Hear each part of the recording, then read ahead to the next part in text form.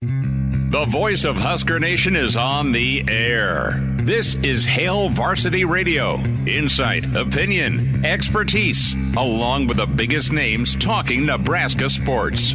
Join in with the show at 402-489-1240 or 1-800-825-5865. Now, here are your hosts, Chris Schmidt and Elijah Herbeel. Welcome to it, Thursdays here. It's Hail Varsity. Chris Schmidt, Elijah Herbeel, and you will dive into the starting five. Our folks in the StreamYard always watch Hail Varsity YouTube channel, Hail Varsity Radio Twitter as the portal world turns. What is out there for Nebraska, the good, the bad, and the ugly. Brandon Vogel going to be with us here from Counter Read in about 15 minutes. We'll get some thoughts from Dana Holgorsen, his sit-down with the Husker Network on signing day. We talked a little bit about it. We'll hear from Coach Holgorsen in that sit-down with Jessica and Damon. Just some snippets, kind of the future of the Nebraska offense, the wants, the needs. We'll also try and wrap our arms around those portal needs for Nebraska. And you're welcome to join us at 489-1240, 489-1240, or 800-825-5865. In hour two, Gary Barnett going to be with us, the coach, get his take on this new world of college football, more of an old hat for some programs, but certainly shifting as Nebraska tries to get that bowl destination and opponent figured out here and then launch into 2025. Also, Mitch Sherman will join us at 5:25. Danny Burke, Burke's Best Bets, monster NFL game tonight. College football championship weekend to dive into. And the good folks at CHI had themselves a party last night as Creighton downed KU. And it was all sorts of fun. Wine and beer spilt, sweater vests ruined. But, hey, probably taken to the cleaner. It's okay. That stain will come out. You were getting close, but when you said the good folks at CHI, people are going to start accusing you of being a J-sker. No. I made sure I followed that up with the sweater vest elbow to the nose. But pretty cool scene. And that was a good win last night. Yeah, big-time win in college basketball, alive and well, for sure. The funniest thing I saw this morning around 6:30 on Twitter so far, and Twitter's constantly pretty funny with just all sorts of mayhem on there, but the thought out there was just think how bad Nebraska would beat Kansas in basketball. I chuckled at that, but hey, Creighton gets the win. Nebraska's RPI is skyrocketed, or net rankings. And a positive on a night that, it can kind of help Nebraska, maybe a little bit, but on a positive note, it did feel like the first night for me officially where I can turn my attention from college football to college basketball. You made it through signing day. You made it through the whirlwind. Last night you had a couple good games. Creighton and Kansas obviously was a fantastic game. You also had Duke and Auburn, which was a good game. Not sure who stayed up late to go watch that one, but it ended up being a pretty entertaining second half. So just nice to kind of be able to turn the page on college football. We'll get back clearly this weekend and with the end of the month, but it kind of feels like you're turning the page towards college basketball, and March can't come here quick enough once you make it to the end of this month. Well, I can't wait to see how Nebraska navigates Sparty on Saturday. That's a big one for the Big Red on the road when we talk about just building that resume for March. We're ahead of ourselves, but football's been on our mind, man. It's been an absolute whirlwind. Apparently Chapel Hill is a place that Bill Belichick may be interested in his early 70s. Does that not floor you? Maybe his girlfriend wants to go to school there. So write a letter. You don't go from Mac to Bill. You imagine Belichick in the world of college football just smarmily grunting at a player, do it again. If you ran the drill wrong or the play wasn't run the right way. He is so intricate that it's going to take 5 years, not 5 months, to get down what he wants to do on defense. The thing is, you saw what he did with the Patriots, the Patriot way. If there is anyone in college football that could build a college football playoff contender with 2- and 3-star recruits, it'd be Bill Belichick. He'd find a way to make that a positive because he did that every single year in the draft. He'd have a mass walkout by practice 3. You think? I'm not saying the guy can't coach or doesn't know what he's doing. He absolutely does. I just don't know that Bill Belichick's the most relatable guy to 18 and 22-year-olds, and they may listen and respect him for a while until he wears them out, and then it's portal time. Where are your 6 Super Bowl rings every single day to practice? Is it 6? Is that what he's at? He's probably. I think he's at 6. Just wear those every single day to practice and say, shut up and listen. Well, sure. that only goes so far. Mr. Erickson, the first in. Good to have you, Mr. Erickson, as we get to our starting 5. Justin is here. Uncle Larry checking in. Great Red Shark says, hello, what did I miss yesterday? Any news in Huskerdom? Any fisticuffs in the chat? There's always fisticuffs in this chat, but it's all... I don't want to say in the name of love. It's more so just your sports bar room is how I would put it. Jay is here. Dear Santa Clausburn, bring me a top 5 defensive coordinator. Claus is going to be with us tomorrow. Brian Snitley is here. Part of the Boulder Peace Treaty, adding 15 portal guys. Yes, please. Need immediate contributors. Tuck is here. Arlo is in the other day. Chopper is here, along with NASCAR Eric. 3-putt.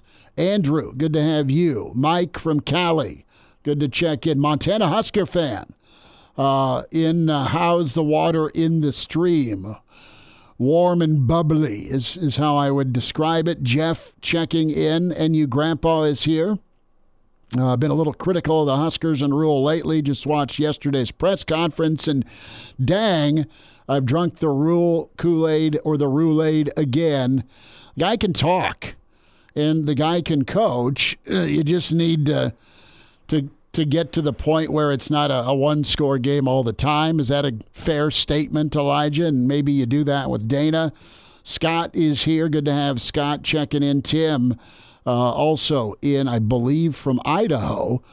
Tim, that seasoning you gave me Colorado at the night before the Colorado game is magnificent. Thank you for that marinade. QB1 Ace is here from Arkansas.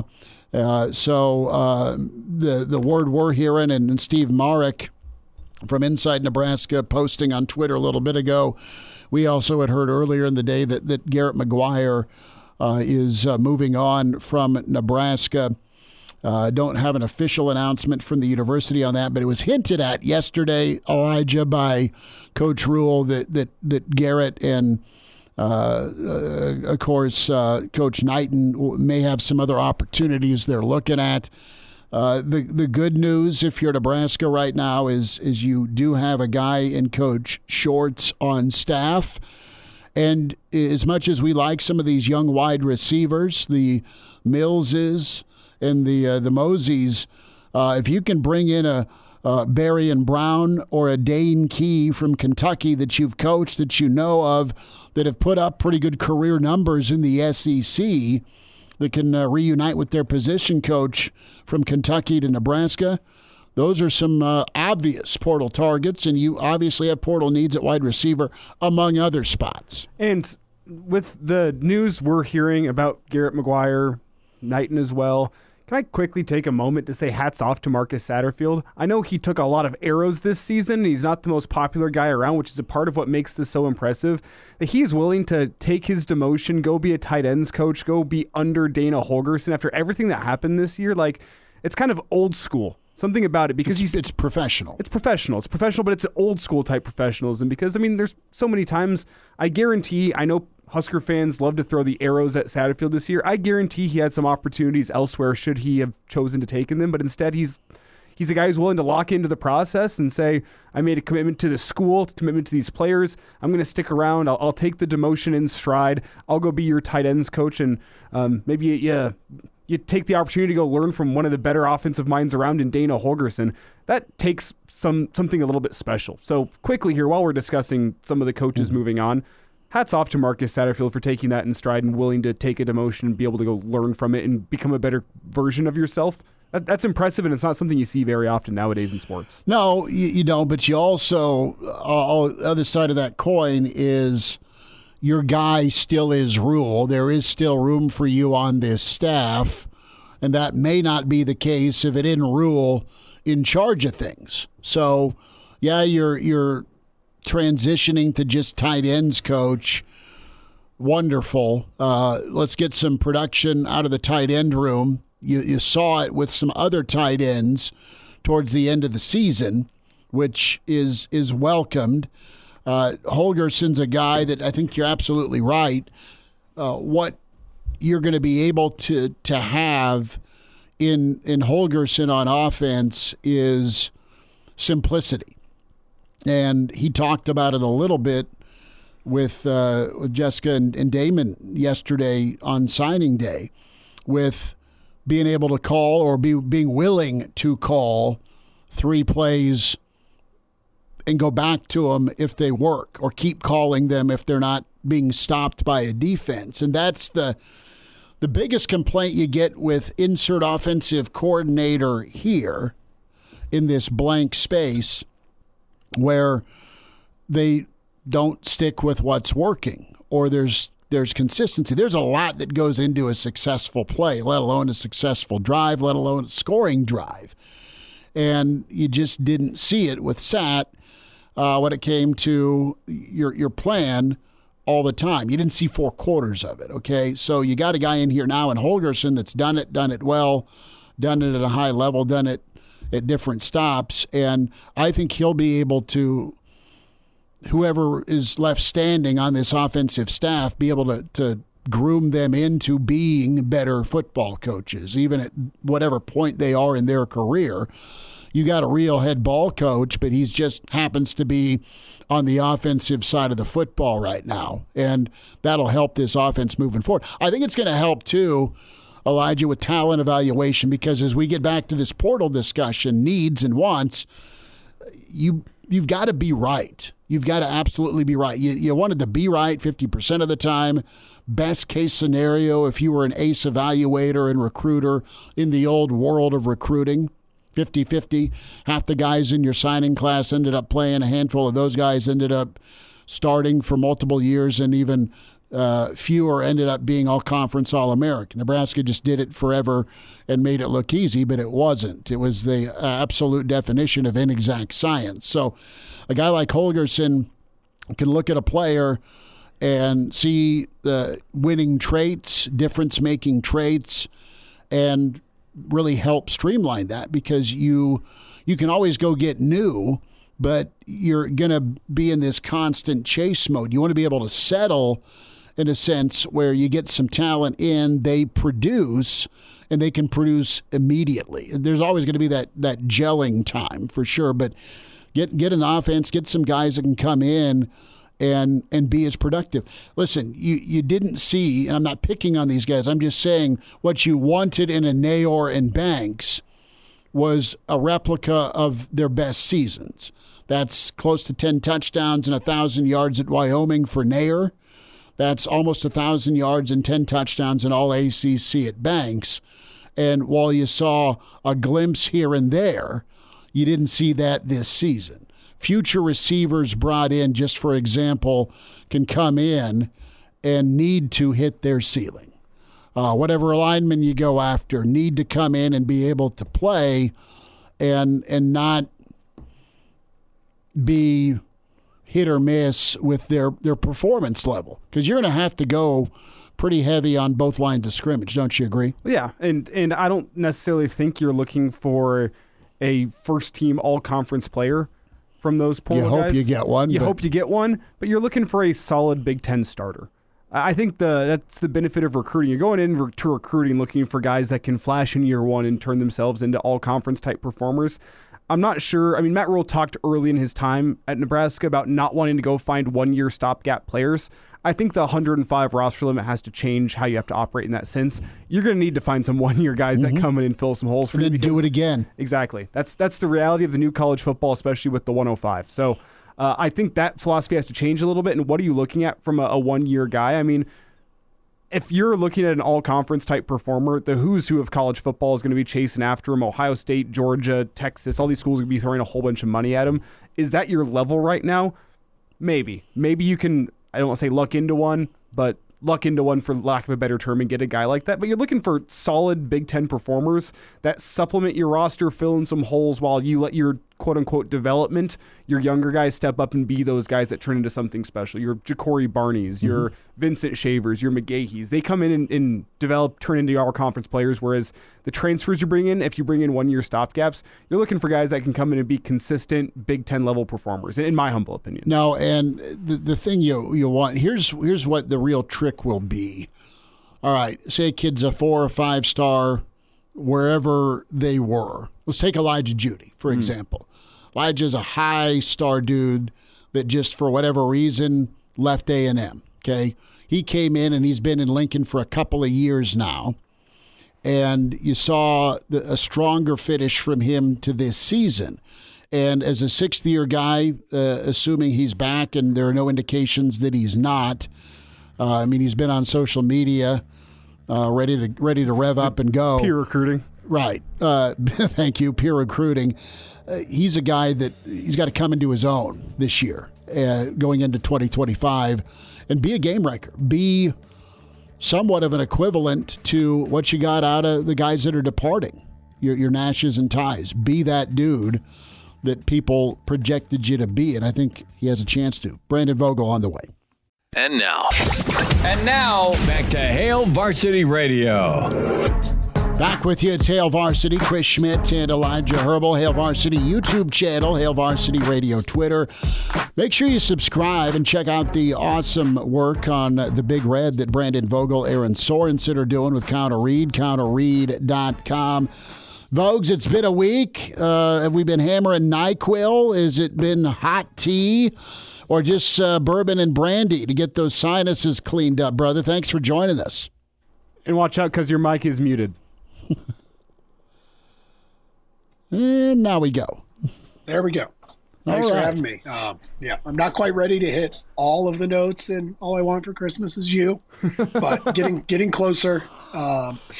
So we'll keep fighting on, and hopefully by Saturday's show, I'll be close to 100%. And then a week from Saturday, you can hit the high notes in White Christmas. Yep, yeah. That's the plan. Vogue's got a great rehab team there. Vogue's, God love him. He's going to fight through 10 minutes here with us, and we always love him. He sounds like old Mike Riley looked that first recruiting press conference. Remember old Riles blowing his nose? Just the dude. That's an insane poll. Good work on that. Well, I mean, just all sorts of snotty and just run through the ringer. Well, and while we're going back to that era, you can really see the strain from Vogel in this interview here. That's true. Vogues is going to be the third base coach. Just if you're watching on the stream, he'll just give us third base signs as answers, and there may be a middle finger or two involved. And he's been wanting to do that for years, I'm sure. But you wrote today with your column, the adjustment is necessary for Nebraska and really all of college football with the wildness that this week has been between coaching change, between signing day, and the announcement that it's going to be a mad dash yet again for the portal for many. It is truly evolving, this era of college football. What's your confidence level with Matt Rule and navigating this what's really new for Nebraska, right? Because Nebraska has always wanted to be developmental. That's what Rule wants to be, and you still can be, but maybe a little bit lesser to a degree. Yeah, I would say my confidence level's reasonably high. I have more confidence than I lack confidence in Nebraska's ability to address its needs. Kind of what I wrote about today at Counter Read was the core of next year's team is really these first 3 recruiting classes. And I understand one of them just signed a day ago, but with Nebraska being bowl eligible, with a portion of that class being able to come in and participate to some degree in that part of it and then have a full spring. That's just kind of what it is now. I mean, because when you take Nebraska's defensive depth chart from Iowa and start crossing names off the list, like you get a good sense of what Nebraska is going to have to replace on that side.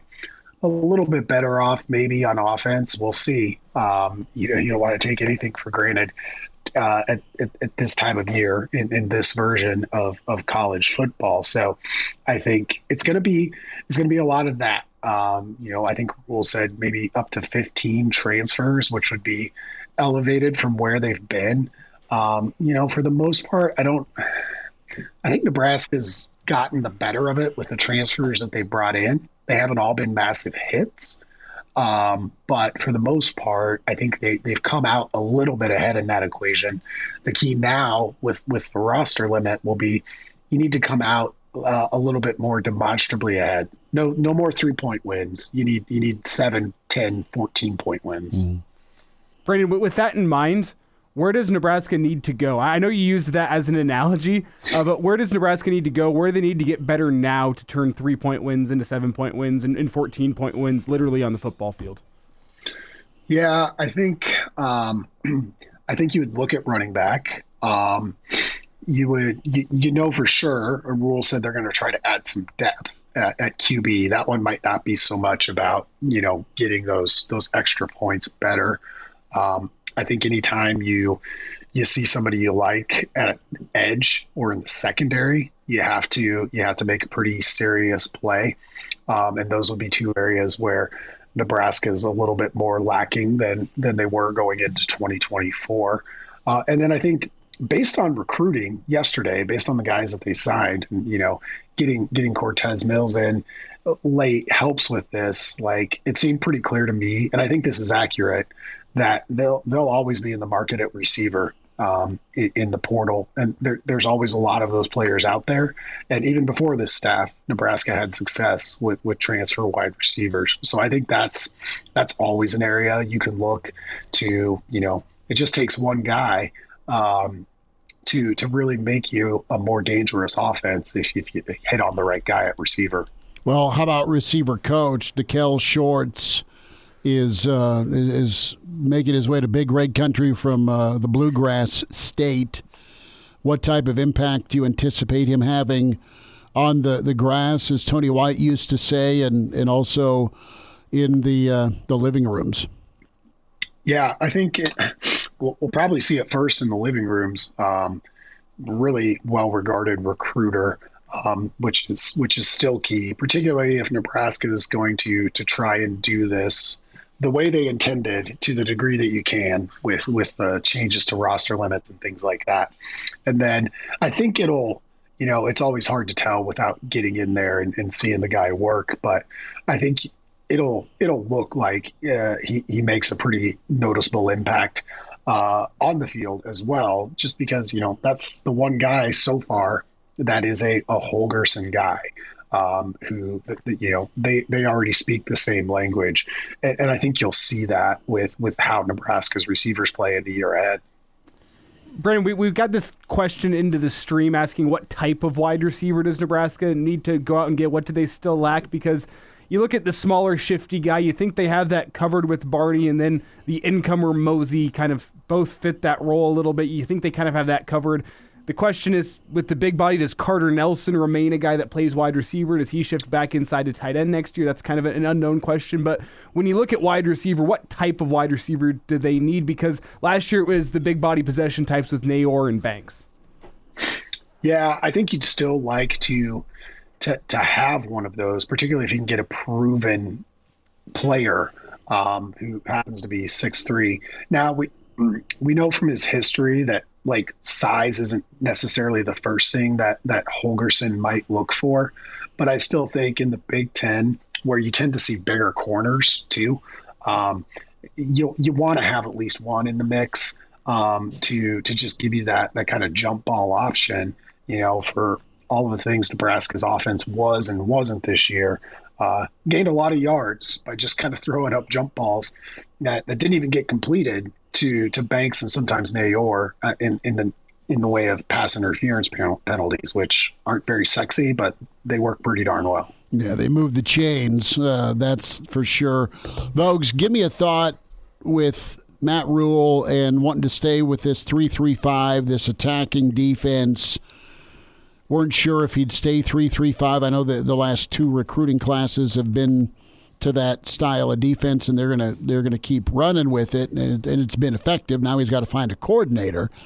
But some names you're interested in, and I know the bowl game is, in my mind, the audition for Coach Butler to get everybody on the same page and go have a good defense, because Tony White is a big-time loss with how consistent his defense had been. Yeah, he is, for sure. I was a bit surprised that Rule came out that strongly about keeping the 3-3-5. I thought there might be a little bit more flexibility there, and who knows, there might be, based on the type of interest they're able to garner in that position. So, I mean, you start to dig into it, and you're looking at a lot of guys off the rocky long tree, which Tony White was. And then there happened to be a bunch of them out there. Like, if it were me and we're just playing armchair head coach, like, go make the ask of anybody you want. Like, my first call would be to TCU and Andy Avalos, their defensive coordinator, runs a 3-3-5. He's also similar to Holgorsen. He had a head coaching stint at Boise State where he kind of started his defensive coordinator career. So then you'd have a head coach and 2 coordinators who were former head coaches. And that Avalos tenure at Boise State, that was one that kind of could have gone either way in terms of them deciding to make a switch. They did, and it's obviously worked out for the Broncos, but that wasn't a disaster of a tenure there, in my opinion. So, and TCU's defense kind of held up. It's tough being a first-year coordinator, but he would be high up on my list.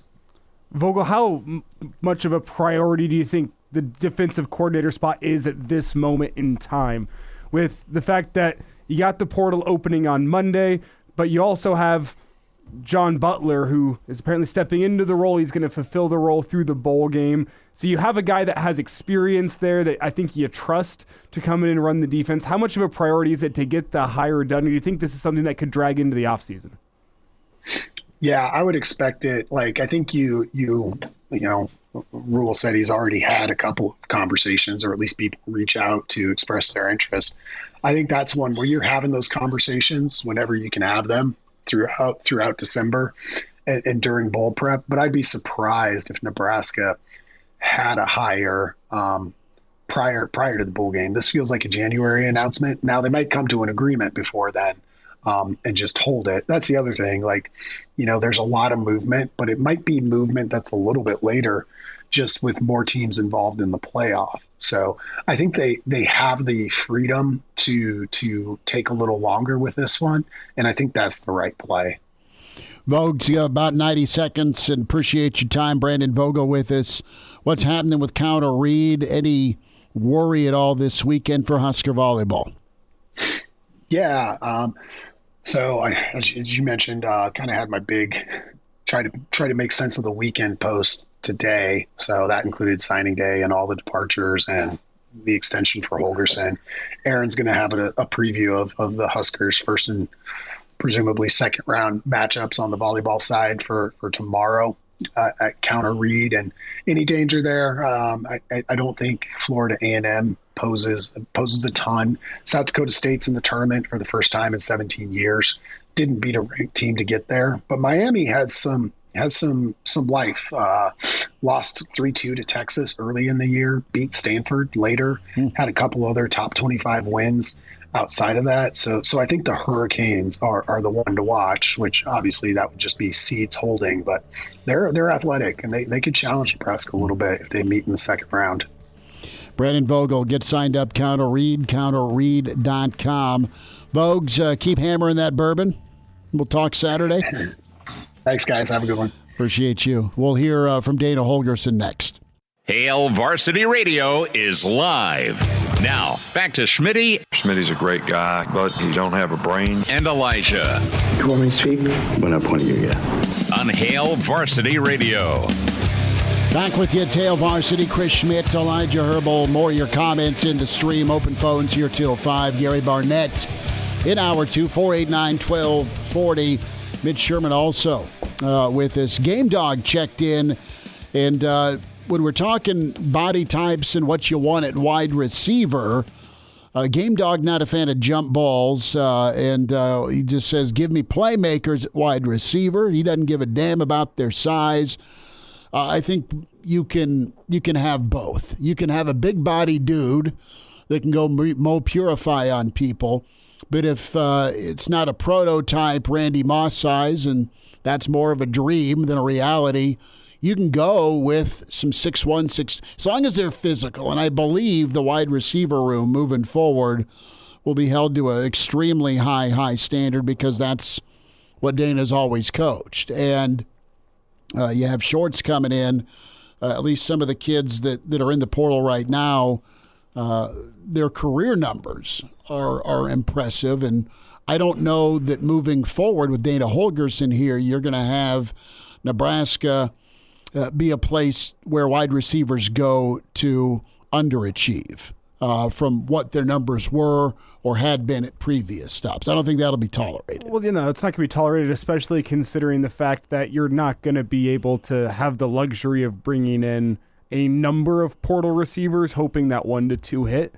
You have room to bring in 1 to 2 portal receivers, and they both need to hit. Like, that adds to the level of, like, they're not going to be allowed to underachieve, because you're not going to have the luxury of bringing in the extras that you need. I mean, you look at the roster crunch here, Nebraska's got to get down to 105. As it stands right now, I still believe Nebraska's at 122. 142 with the additions, 121 without. Mm-hmm. So 142. And obviously, there's work being done behind the scenes. I think we're through the thick of the names that we saw on the field that are going to be entering the portal. Might be 1 to 2 more, but I think we've made it through the majority of, like, I shouldn't say names because that's a little bit harsh to say, but the names you've seen out there making plays, if that makes sense. Sure. So there's going to be more work that needs to be done, but, like, simply put, you're not going to have the luxury of being able to bring in 15 to 20 guys and say, you know what, you guys go battle it out competition. Like, the guys you bring in need to go produce, because I'm of the opinion you're probably going to have room for, 8 to 12 portal additions? Probably 15. They're going to bring in 30. We'll hear from Dana Holgorsen here in a minute, but here's the reality. Your depth is done. You'll theoretically have depth, but is your depth going to be a situation where guys were ready and stayed ready, or kept developing along as a young player? So if their number's called in week 9 or week 11, they're ready to go, or are they not ready, and the spotlight and the moment's too big for them, and they don't step in and have minimal drop-off? That is your key, because you're going to have those 253-man rosters that Rule talked about. Your starters, if you go down to injury, how up to speed and ready can the backups and the developmental guys be? Who's a kid? Help me out here. I'm drawing an absolute blank, and I'm embarrassed of it. But Philadelphia's stud wide receiver. A.J. Brown? The other one. The Devontae Smith. Devontae. Think about Devontae Smith, right? Nick Saban always talked about creating value for yourself. Devontae Smith was a freshman. He caught the game winner against Georgia. You remember the pass from Tua? Well, Devontae Smith stayed ready. Some of Bama's receiving crew, as they got deeper into past seasons, weren't ready, right? The freshman 4-star stud, are they ready to go later on into the season if called upon? We'll take your phone call here in a minute. We'll get to that in a moment, 489-1240. But that's just the reality of it. Your depth is really going to be challenged. You're going to go from a guy that has multiple starts potentially that gets lost due to injury to a guy that has maybe multiple practices. And everybody's in that same boat. How stacked is your talent? How stacked is your depth? And how ready? Paul, thank you. I do have a face for radio. We're sending Paul a Christmas card. Who's on the line? We go to Pete. Pete, what do you got? Hey, how you doing today? We're good. What do you say? Well, I guess I've got some questions. When they go to this profit or revenue sharing deal in a year. Will that put a cap on what you can spend for players throughout the college football, or is it going to be a Wild West yet? I think they're going to try and uniform it a little bit. Try being the imperative word. Try. Now, if you should not be prevented from spending more if you can afford more, but they're trying to even the playing field with that 105. Now, your fan base, your revenue, your give till it hurts fan base mentality can be a difference because, your NIL is your NIL, but also your revenue sharing. And there's going to be slotted allotments is what Rule was talking about, like the NFL, where it's going to be different dollar amounts, presumably, for this revenue sharing. Your left tackles are your highest paid dudes, along with your quarterbacks and your edge rushers in the NFL. They're going to make more than your tight ends or your second string guard. So that's a whole dynamic you got to mess with. I hope I answered it for you. I guess my concern is if there isn't a cap per team, then basically it's all going to be and what you can be allowed to spend to buy players. And I think that's going to eventually ruin college football if they don't get a handle on this. Well, I think we're in the phase of ruining. Yes. What needs to happen, in my opinion, is some sort of collective bargaining agreement between schools and conferences and players, and everyone needs to get to the table and lay out something similar to what you see in the NBA and the NFL, where everyone can agree on a set of terms. The question is do we ever see that without an all-powerful organization such as the NBA need a czar. being able to broker? Yes. You need a college football czar, commissioner, whatever it is, and those that can spend get to play at a high level. You're in that club. My last point would be, I think it's going to be critical on who you bring in on the NIL. I think that's going to be the difference. You got to have players that want to play, that really care, that come into your program. And talent is one thing, but heart is a whole different thing. So I think it's going to be critical on who you bring in. No, you are right, Pete. Thanks for listening. Thanks for the phone call, 489-1240. And, yeah, Nick Saban nailed it. It was on game day, week 3. You better be right with who you spend the money on. Otherwise, you're bleep out of luck. Mm-hmm. Let's hear about some of that talent. You had Dana Holgorsen yesterday asked about the type of kids he wants. Cut 9 with Dana here talking about that roster, that profile on the offensive side of the football. Guys that can really make plays is just athletic playmakers is kind of what we're after. I don't care if that's, receiver, inside receiver, outside receiver. I don't really care about the size, we're not looking for specific size and stuff like that. Bigger, faster, stronger is always better, but, just guys that are good humans, good kids, good people, hardworking guys that are intelligent, that can learn and will work hard, I think is kind of what fits what we're trying to do here. But, just guys that can make some plays more than anything, and I think we got a couple of those guys signed up right now. So not a necessary height, weight, measurement profile. We'll hear a little bit more from Dana as we wind down. And now, back to Hail Varsity Radio. Thanks for hanging out at Hail Varsity. Chris Schmidt, Elijah Herbeel, Hail Varsity YouTube channel. Like and subscribe there. Take the podcast with you wherever you go. Spotify, iTunes, Google Play. Just search Hail Varsity Radio. Give us a review. We appreciate the feedback, good, bad, or ugly. Reminder to get buckled up, hands on the wheel, eyes and focus straight ahead. The driver has one job.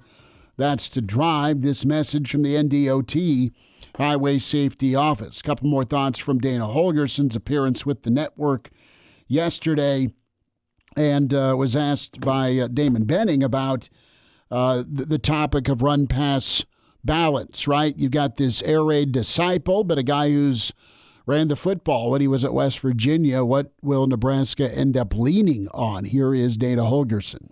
It's a lot easier to hand the thing off and score. Just the execution of calling the play, if you can turn and hand it and you go score, that's a lot easier than dropping back and pass sets and routes and progressions, and this is coming from me. At the end of the day, I think it's about balance. I think we've always, with whatever offense I've been involved with, which my offense has changed over the years. It used to be air raid where we throw it 90% of the time. I went ground and pound to where we were running the ball 70% of the time at West Virginia for a couple of years. So we have the ability to be able to go either way. I think you got to look at the defense as far as what they're doing. They got a plan. And so what's their plan? Identify what their plan is. If they're like, we're not, like Nebraska last week, I think did a really good job against Iowa. Just saying, you ain't gonna run it. Not running the ball, yeah. You ain't gonna run it. So we're gonna put 12 people up here, And so you got to look at what their plan is on defense, and you got to react to it. And you got to be able to have a plan to be able to attack it. It's as simple as that. If we need to throw it every down, we'll throw it every down. If we need to run it every down, we'll run it every down. I think that's how you attack that. Let's sneak in just this role of coordinator versus head coach. Is it more enjoyable? As the head man, you got to do so much stuff, man. You got to deal with donors. You got to fundraise. You got to recruit everybody. You got to recruit specialists. And then offense and defense. You got to recruit them all. You got to recruit everybody. You got to hire staff. I mean, there's an army of people in this building that Coach Rule is responsible for. And people are always going to come and go, and so you got to replace people. You got to interview people. You got to do all kinds of media stuff. I mean, and then the last thing you want to do is go sit down for 10 hours and watch video. The day is it's too short. So the fact that I don't have to do a lot of that stuff, I can just get in there and watch video is pretty cool. And it's something that I've missed and haven't been able to do the way I want to do it for 13 years, and that's what we're going to do. Joy. Get to do what I like to do.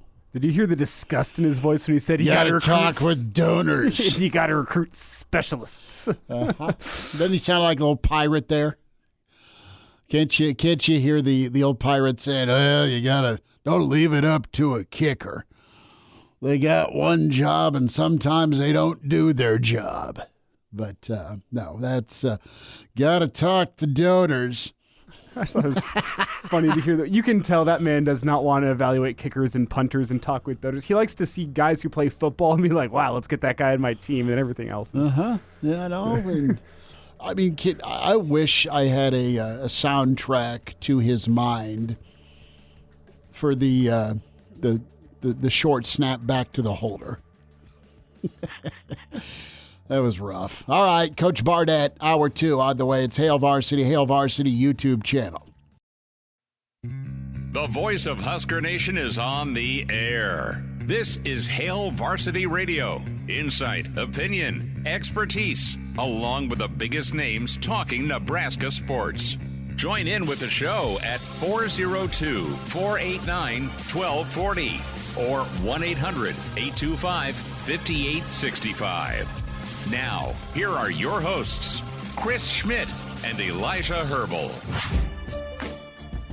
Back into it, it's Hour 2. It's Hail Varsity. Chris Schmidt, Elijah Herbeel. Say hi to the Hall of Fame coach, Gary Barnett, with us, Northwestern Colorado. Coach, it's been a whirlwind. Signing day, portal season, Monday, portal departures. And, bowl season is on the doorstep, along with college football conference championship weekend. Are you ready to rock this weekend? It's sort of a downer. Last weekend, I sat in my pajamas from 8 o'clock in the morning until, actually Friday night. I started watching them Friday when I got home after the game, and didn't let up until the very last game, the BYU game, at whatever it was, 11, 12 o'clock. And so now there's only 4 or 5, so I don't know what I'm going to do. I can play a couple rounds of golf between these games. It's pretty good. It's been an interesting week for Nebraska. I'm interested, Coach, to kind of get your reaction to a few things here in Nebraska. One being Tony White leaving Matt Rule in Nebraska for another coordinator job down to Florida State that comes in at 2-10. How'd that grab you? I'm not surprised at anything anymore, Chris. I mean, if it's a portal for players, it's a portal for coaches.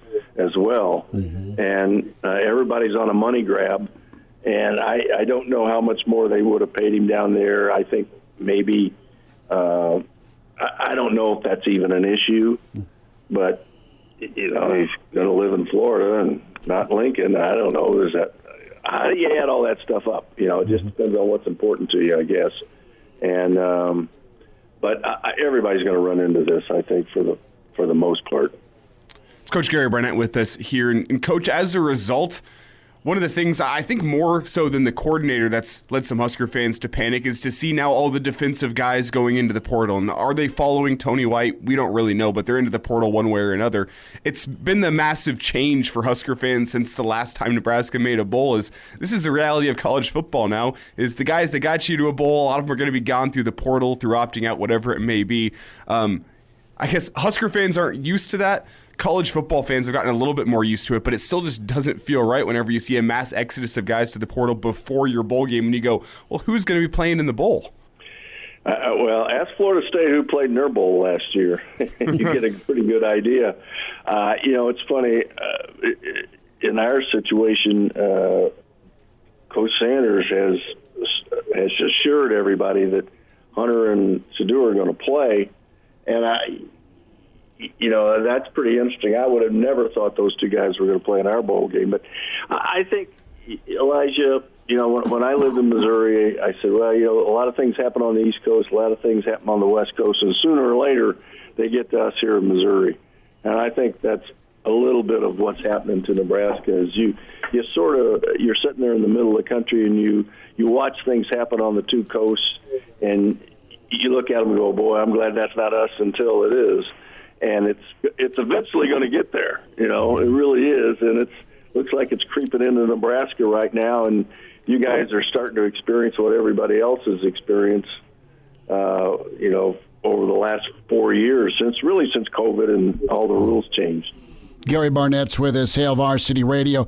Coach, Matt Rule talked yesterday about kind of a two-pronged approach, being aggressive and active in the portal.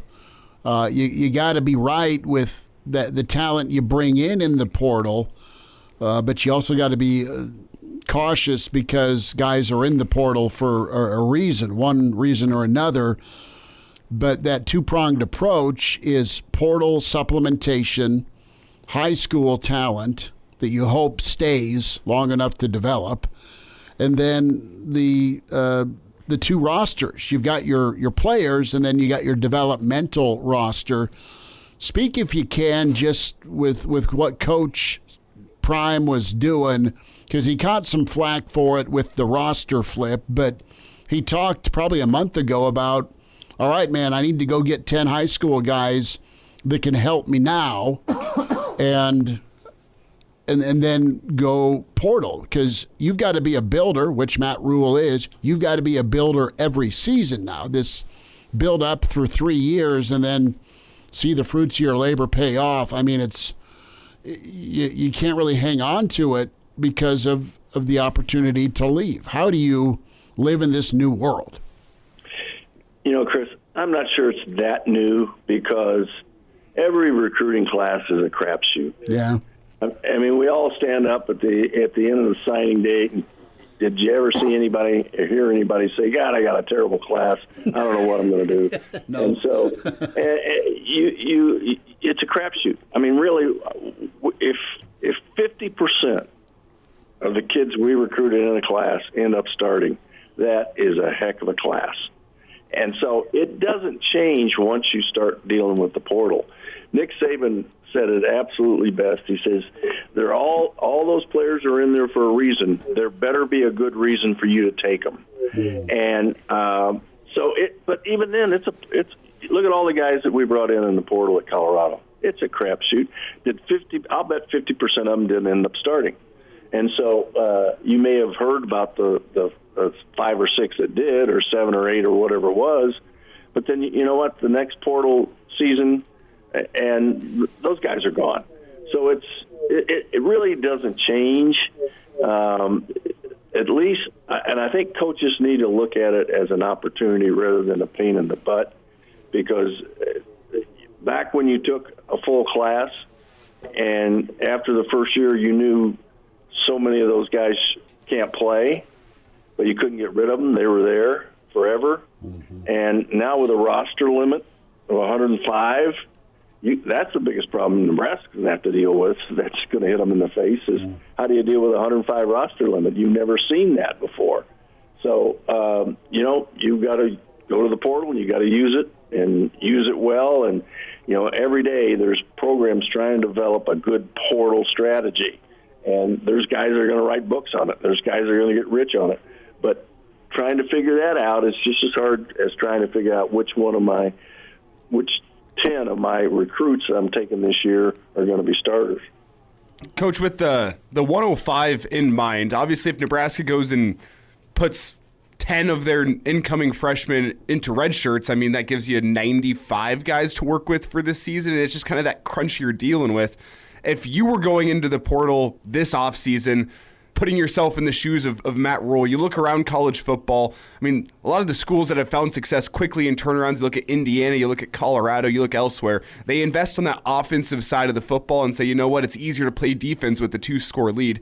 Do you think Nebraska, based on what you saw this year, should go offense or should go defense in the portal? And the answer is probably a healthy combination of both.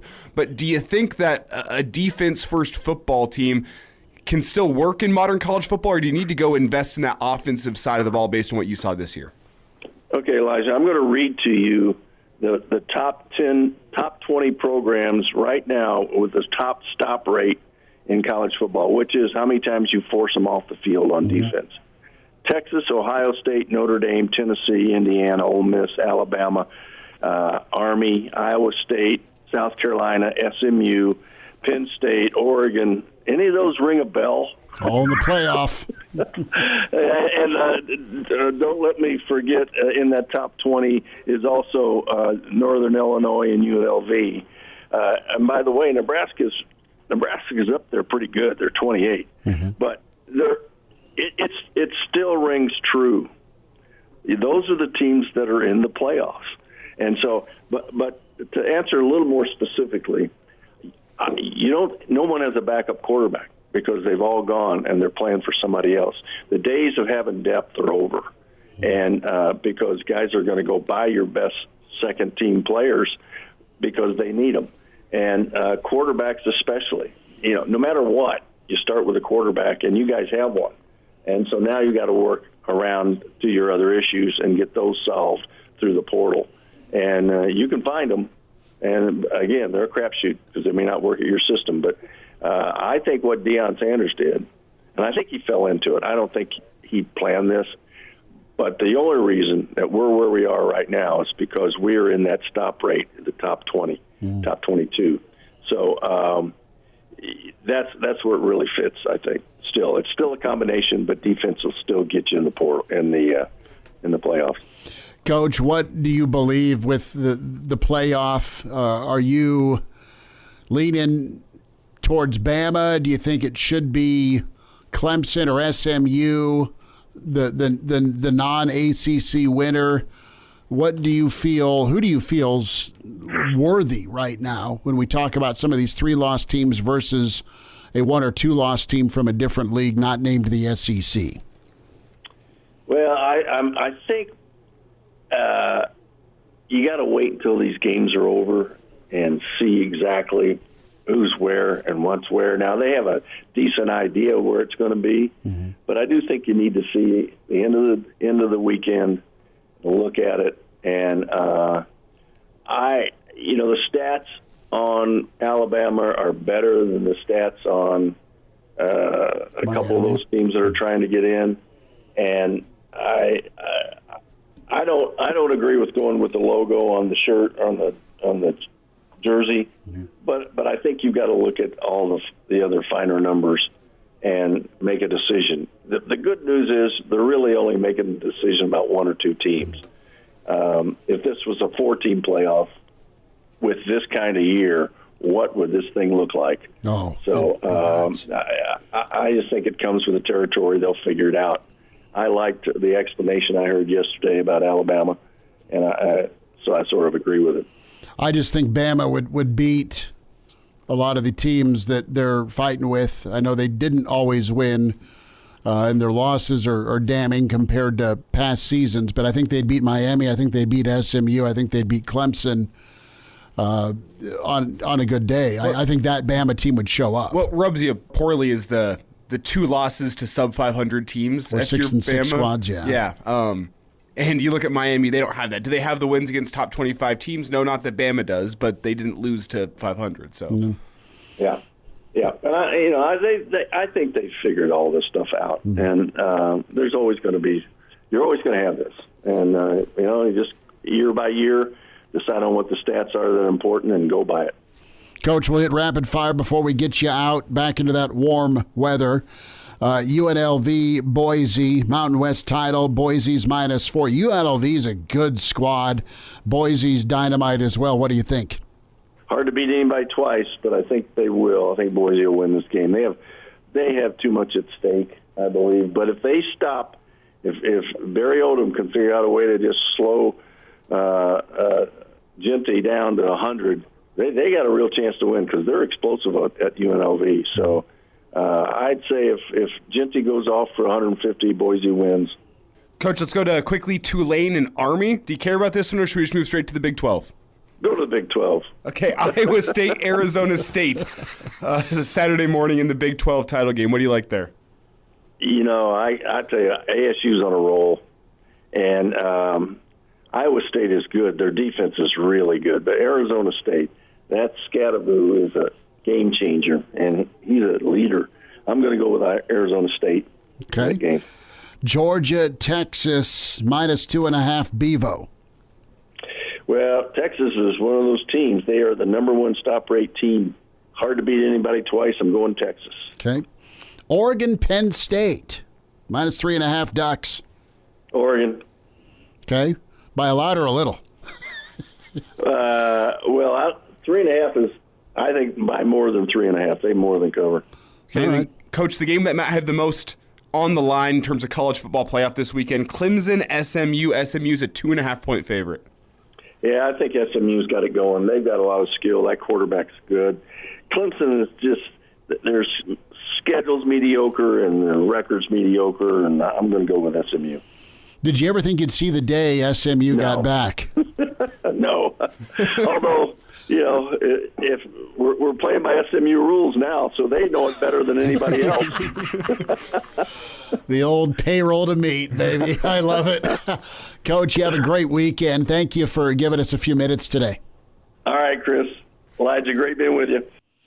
Good to spend some time with Coach Gary Barnett, and love talking some ball with him. We'll run him down again next week as we have some bowl thoughts. We'll have all those bowl destinations picked. Yes. The early lean, New York City, and then that seems Nashville. to have shifted in the past couple of days. It was the heavy lean was Nashville as of a couple of days ago. Now it seems like Nashville might be picking Minnesota. Yeah, because Minnesota's been to New York here 2 years ago. They played Tony White's Syracuse defense, I think. And this is there was 3 years ago. Let me get this straight. It was an informal meeting between the bowls this week that happens every single week, and there seems to be now more momentum for the Pinstripe Bowl coming out of that one. So yeah, and I don't get a great appetite for Nebraska fans wanting to go to New York City on the 28th, 3-day. I'm not saying they won't go. There won't be a Husker contingent. There's always Nebraska fans, but it's a lot different than Nashville or even Florida. A couple of little birdies told us that a couple of names to look at for Nebraska. Punter Jack McAllister, the Washington standout punter in the portal. You've got a long snapper All-American from New Hampshire.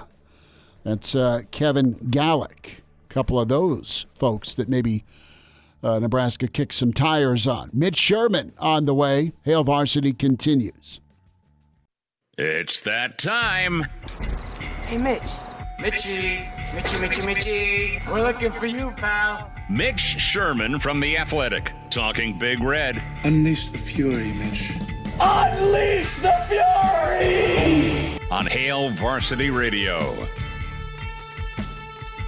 Back with you, it's Hail Varsity. Chris Schmidt, Elijah Herbeel. We welcome in Mitch Sherman from The Athletic, at Mitch Sherman on Twitter. And find him your morning listen with the Locked On Nebraska pod. Mitch, let's dive in, partner. What'd you think of Nebraska's class?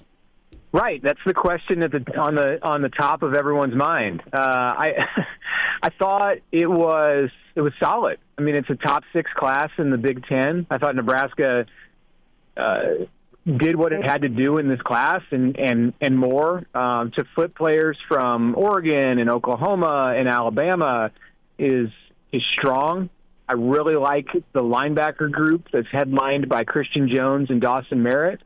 I think that Jeremiah Jones, the athlete out of Kentucky who was, I don't know if wavering is the right word, but it was receiving some late pressure to go to Missouri, is someone who has big-time potential. I like Jamarian Parker coming from St. Louis before the injury that cost him his senior year. I think he's the type of back, and presumably he'll get back to that level. He's the type of back that fits very well in Dana Holgorsen's offense. I like what Nebraska did in state, signing 6 of the top 7 players, and then going to Kansas City, not just Dawson Merritt, but getting Julian Marks and Isaiah Mosey. That's important for Nebraska to have connections, and it does have connections now with Jamar Mosey on staff to be able to recruit that metropolitan area that's so close to Lincoln. It's Mitch Sherman with us here, Hail Varsity Radio, giving his thoughts on Nebraska's signing day class from yesterday. And Mitch, whenever you look at this class, we talked with Mike Schaefer yesterday. He probably correctly pointed out there's probably going to be good opportunity for these incoming freshman wide receivers to see the field early. Whenever I look at the class, I think Nebraska might need some early production from some of these guys on defense, just based on what we've seen this week with all the guys into the portal. Am I overreacting to what we've seen this week, or do you think some of these defensive guys are going to have to step up and play early in their Husker careers? Let's see where we're at in a week. It's been jarring for sure to see the defensive players leave. And, Jamari Butler is a starter with 1 year of eligibility left. That's disappointing for Nebraska for sure. Some of the other players, I mean, James Williams is a tough one to take just because of like his unique talent as a pass rusher. And then just like important bodies for depth, players who have filled backup roles the last couple of years and would be asked more, would be asked to do more in 2025. Those are also tough, but I don't. Other than Butler, and I suppose you could classify Williams in this category. You haven't seen them lose what you would project as like top of the line defensive players. Prince Will, yes, could have been that, but that's not really what he was in his second year in the program. He was going to have to make some kind of a jump. But let's see where we're at in a week. And let's see if, or even maybe 4 days, let's see if there are more Nebraska defensive players who do fit into that category of like frontline defenders who join this group in the portal. And if that's the case, then yes, they're absolutely going to need some of that young talent to step up and play right away. And it's also going to mean that they're going to have to just go heavier and heavier into the portal themselves. Like for every player that Nebraska loses out of the portal, they have to get a net gain. I think that's important for Nebraska in this offseason, in this portal season, is to get more out of the portal than goes into the portal. And there are a few names on the Nebraska roster where if you lose player X, Y, or Z, it becomes difficult to replace that guy. I don't know if they've. I wouldn't say that they've lost any of those players yet. But there's more to come. Matt Rule said as much on Wednesday, and you certainly are going to be in a situation where you want to look to the likes of Christian Jones and Dawson Merritt to play early in their careers. I don't know if that means big roles as true freshmen, but it might. Mitch Sherman's with us. Mitch, what kind of damage can a guy like Dana Holgorsen and Dakel Shorts do when it comes to acquiring talent from the portal for the offense? Well, Dakel Shorts has that connection that Nebraska didn't get much of when Matt Rule brought his staff in 2022. You had Tony White, who had ties at Syracuse, and there was a little bit of carryover there. Nebraska got Stephon Thompson out of the portal from Syracuse. We're seeing some Kentucky players, some Kentucky wide receivers go into the portal or announce their plans to go into the portal here this week. So it'll be very interesting to follow those guys and find out what kind of connection Barian Brown has. There's another Kentucky wide receiver who's a big-time player Dane Key, right? Yes. Thank you. Who announced the intention to go into the portal earlier today. And if Shorts is the guy for those two, then maybe that's something Nebraska can use to its advantage. We'll see. If those guys start scheduling visits to Nebraska, but Dana himself and Shorts, I think, based on what we were hearing about him and the fact that he's a Holgorsen guy, they're going to be formidable when Nebraska gets players on campus. I think just because of the vibe that Holgorsen gives off, and we've seen it a couple of times now in press conferences, and you see him on the sidelines, like he's got an it factor about him, and I think that Nebraska's going to find, Nebraska probably already knows, like we're going to find as out here in the public that when he starts talking to players who are on visits and in the portal, that he's going to be somebody that's attractive for them. Mitch, if you were compiling a portal wish list for Nebraska, and we can assume that there's going to be some names on campus next week, what positions of need do you think this Husker team has as of right now? Yeah, right away, offensive and defensive line. Defensive line, for sure. Offensive line, absolutely. I don't know.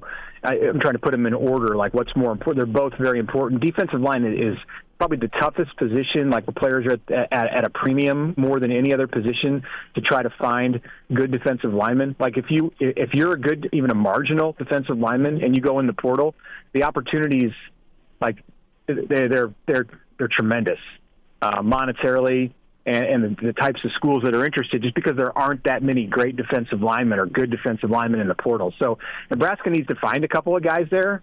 They need to be aggressive in the way that they go after them. And I really think on the offensive line, too, it's the same thing. Like, who's coming back for Nebraska on the offensive line? I know there are some players with starting experience, and, you have Justin Evans. Nebraska has Henry Lutovsky. You're talking about a couple of guards. Gunnar Gatula started at left tackle for much of this year, but they have to upgrade things on the offensive line. Like there's absolutely no doubt about that. Like I don't think that the players who redshirted this year, or even some of the guys who redshirted last year, are necessarily ready to walk in and be Big Ten starting offensive linemen. So they have to find those guys somewhere. It's not from the recruiting class. Like there's linemen in the recruiting class, but they're not looking at true freshmen to start. So unless you just have this influx of players who were sitting this year for some reason and not playing key roles when they could have, and I don't believe that to be the case. Like I think it's going to take time to develop some of those linemen. They have to go get some ready-made offensive linemen who can be key pieces for Nebraska in 2025. Mitch, with Terrence Knighton's departure, do you worry about further attrition on that defensive line? Well, there's been a lot already. So, yeah, I think you always have to be worried. And right now you look at that defensive line, I think Elijah Judy is solid and coming back. Like, I don't think he walked out senior day and then made the announcement that he's here to stay. And I think he's like one of those out front, 6-year seniors who's ready to walk into a leadership role and finally be a full-time starting player. So I don't think there's a lot of concern about him. I don't have any reason to believe that there would be concern about Riley Van Poppel. But you do wonder when somebody redshirts, like Malachi Coleman did, just what their mindset is like. We've seen that in other sports too, where if you try, sometimes when you try to redshirt somebody, things can just kind of go sideways a little bit. And I don't believe that to be the case with Van Poppel. He's a huge part of what they want up front on defense in the future. I think he can be their starting nose tackle, but I also can't say like, oh, there's no reason to worry about him. I think just with players today, you have to be worried. So beyond that, it's a lot of untested pieces. And, maybe there's somebody who had a recruiting profile that makes them an attractive candidate for teams to want to pursue out of the portal. But they're kind of already down at like something of a bare bones place on the defensive line. So it's going to be youth. It's going to be these couple of experienced or somewhat experienced pieces that I mentioned, and then they're going to have to get players out of the portal. Mitch, last thought here, a little under 2 minutes as we wind it down and get you out. How long do you think Nebraska can remain in flux without a full-time defensive coordinator? We know John Butler's stepping up and taking that role for at least the next couple of weeks, unless a candidate is named before that. But how long do you think Nebraska can remain without a full-time defensive coordinator? How long do you think they want to? Well, you heard Matt Rule say yesterday that he's going to find the right candidate. It's not going to be about time. The recruiting class, the hay's in the barn there. So you don't need a defensive coordinator to recruit freshmen out of high school. You probably need a defensive coordinator, or you could use a defensive coordinator to help with things in the transfer portal. But I think they can be generally okay there. I mean, he was clear what kind of defense he wants to run.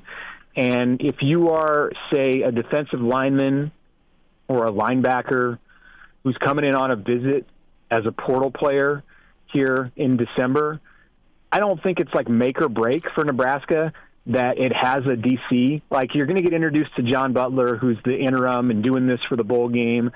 You're going to meet Rob Dvorak, and there are defensive pieces aside from those full-time coaches. Obviously, they're looking for a defensive line coach.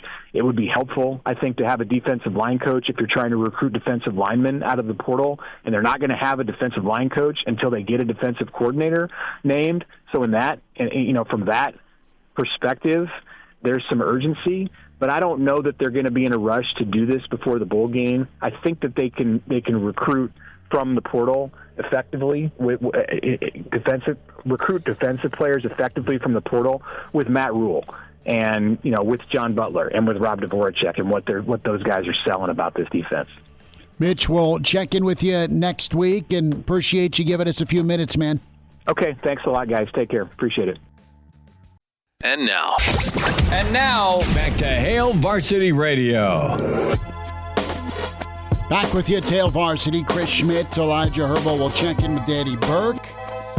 BurksBeat.com, stochastic, odd shopper.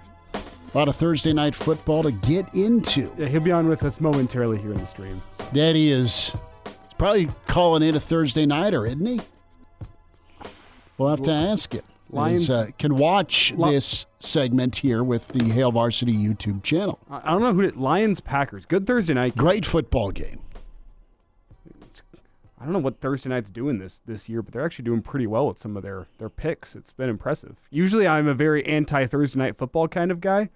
I think you get worse quality football when all these teams are on a short week and whatnot, but it's a good-looking week this week. And both of these teams, obviously, full week because they played on Thanksgiving last week. Danny Burke with us at Danny Burke 5 on Twitter. Pride of Chicago, let's dive in to Thursday night. Detroit, Green Bay, round 2. What do you like, man? Thanks for joining us. And he's muted. He gave you the lock of the millennium, and it's a mute. You're still muted. There we go. How about now? Yes. What was it? A classic? All that said, was it the old mic wasn't plugged in? The line just moved 80 points because of what Danny was saying. So. What I was going to say, Schmidt, I was even debating coming on the show after the text message you sent me. I mean, you put me in shambles after that, man. I mean, these people were quick out there. That's devastating. If I saw that on my tree, I would just completely not even celebrate Christmas. Can we let me see if I can get it to Elijah here so we can show our viewers in the stream what it is. It's the misplayed Hail Mary from Washington versus Chicago. It's a tree ornament where it's a sea of hands, and it's the Washington receiver that got the deflection for the did that really just happen moment in the NFL. Yeah, they should make another ornament of Tyreek Stevenson waving to the crowd. That should be the other part of that ornament. That one I could deal with, or Eberflus's dumb face on the sideline. But hey, he's gone, so new days ahead. How many times have I said that? Infinite. We'll see if it actually changes. We'll hold the pick up to go. Folks. There you go. That's the ornament, right? Oh man. Yeah. So -3. Do you? Where do you go with this here? I know that Love really struggled in the opening matchup. Detroit's just on a roll. Yeah, look, I'm not someone who tries to go into what seems like the obvious play here, but I did bet Detroit -3, and I get the reservations from everybody on the other side. You have the second go-around in a divisional game. You have a Lions team that is seemingly injured all over the place, especially up front, but they've been dealing with a lot of those injuries for a majority of the season, and they've been able to overcome that adversity. Jared Goff and Dan Campbell together are just a covering machine. I mean, it's really insane the amount of games that they've been cashing in on the past couple of years. Obviously, every single game is different. Certainly, they've looked a little dicey the past month, I suppose you could say. But if you look at what happened in the last matchup at Lambeau Field, I believe it was 24-14, the Lions won that game. Jared Goff only threw the ball 22 times. I think he completed 18 of them for like $145 and 1 touchdown. The big difference here is Sonic and Knuckles, right? Montgomery and Gibbs, what they're able to accomplish on the ground against a run defense that I think is really just underwhelming on the side of Green Bay. I mean, they got to pass the past couple of weeks because, A-Chan hasn't been that effective, and the 49ers were incredibly beat up. But let's be honest, this is a completely different beast going against the Lions, a division team who on the other side absolutely wants to rip your throat out. So I'd lay 3 with Detroit. I'd be hesitant if there's 3 in the hooks out there, but I do like the -3. A couple other prop plays that I had for this spot, guys. I took Jared Goff under 32.5 pass attempts.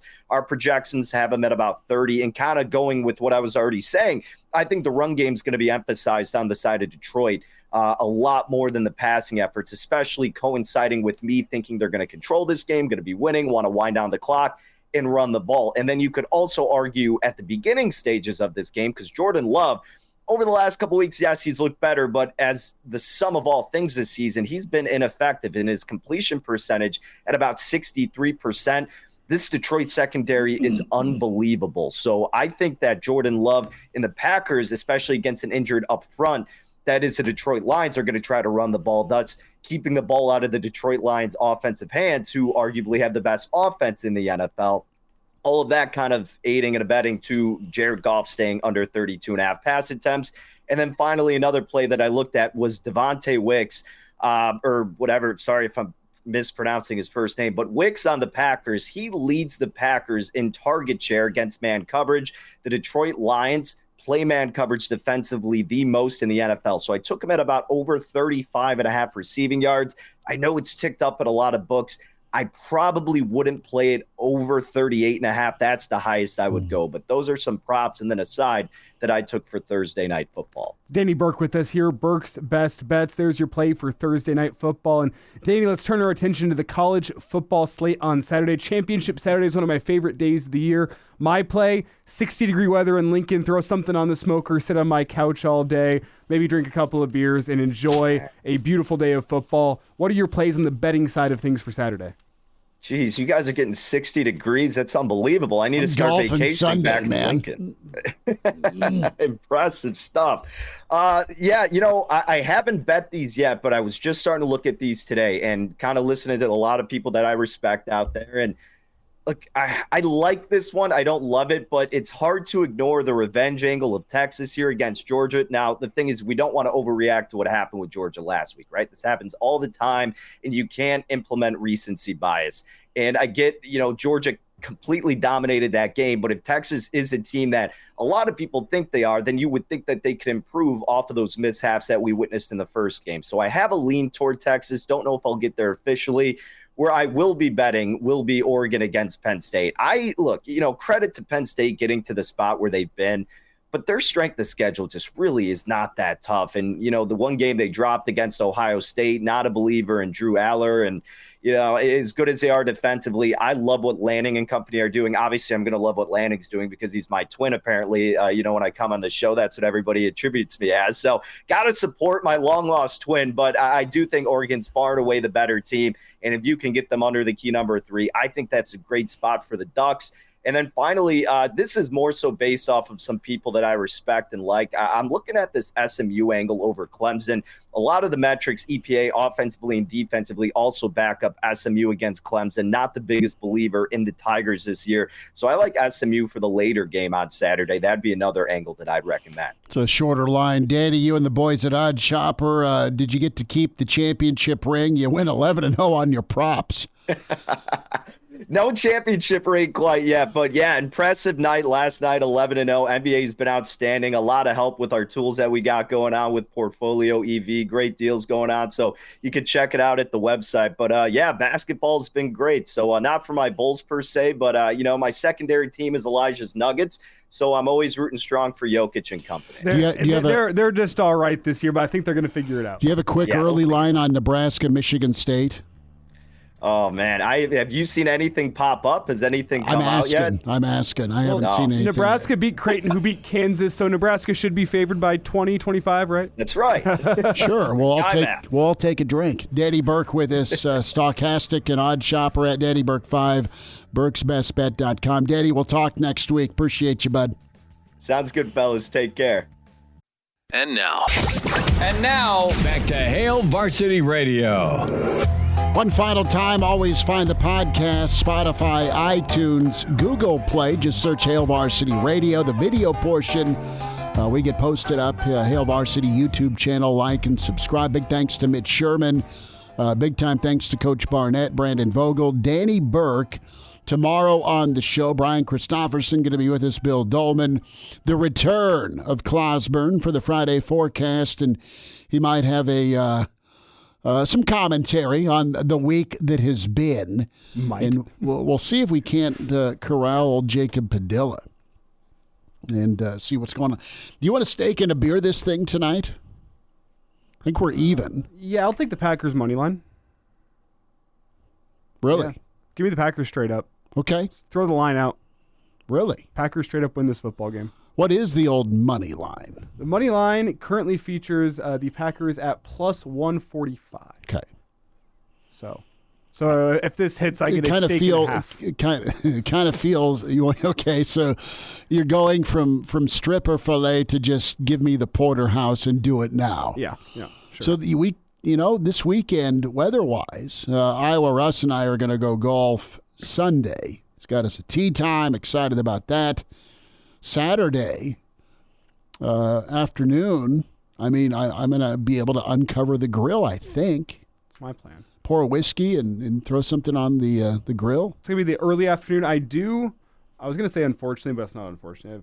I have a lot of friends getting engaged past year or so. Do you have weddings? Engagement party to go hit on Saturday night. So are those...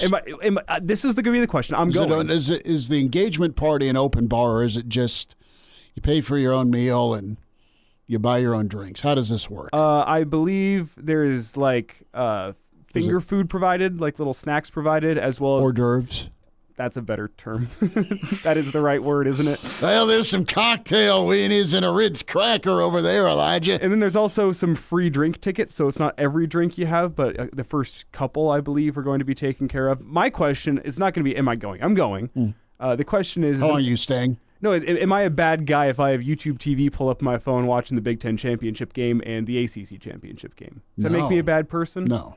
I think it makes me a bad person if I'm sitting in the corner away from everybody doing that, just drinking the free drinks and eating the free hors d'oeuvres. But I think the option is to find a buddy with also that technology and capability so you can go full screen. If you show up with a tablet versus your phone. Just a whole laptop. Well, maybe but I don't think you can go YouTube TV on a laptop. Or are you able to circumvent that? No, there's not a rule against it. You can do it. Really? Yeah. Maybe it's just this computer. Yeah, it's probably that. I'll cut myself off before I say something I regret. No, you're going down the right path. It still works. Mm-hmm. Yeah. So that's the most you can say about it. How old is the computer here?